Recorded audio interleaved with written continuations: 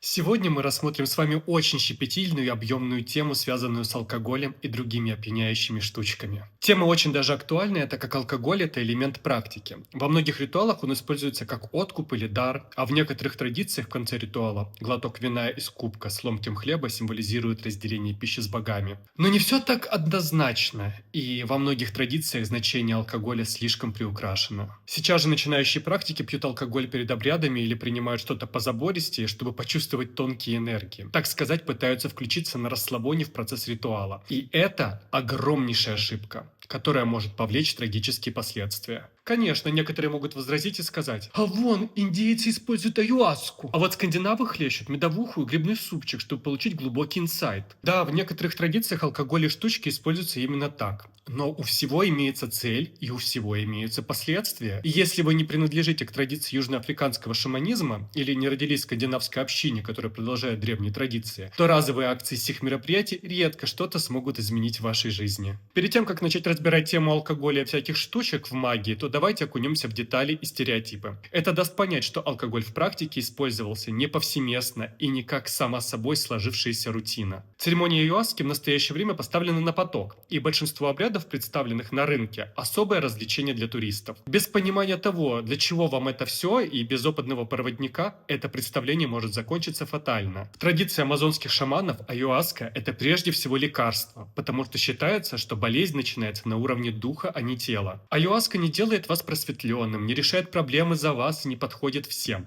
Она показывает жестко, без анестезии. Переходим к скандинавским традициям. В скандинавских традициях же действительно использовали и эль, и медовуху в жертвоприношениях, в приклятвах, в обрядах гостеприимства, при вызове богов и предков. Выпить значит войти в круг, стать частью сакрального договора. Мед поэзии связан с Одином и дает вдохновение, знание, магическую речь. Опьянение им связано с экстазом и безумием. Алкоголь здесь не просто расслабляет, а размывает границы личности, а также облегчает вход в состояние одержимости. Это контролируемое безумие, а не бытовое пьянство. Также часто упоминаются мухоморы, но прямых археологических доказательств этому нет, а часть ученых считает это поздней романтизацией.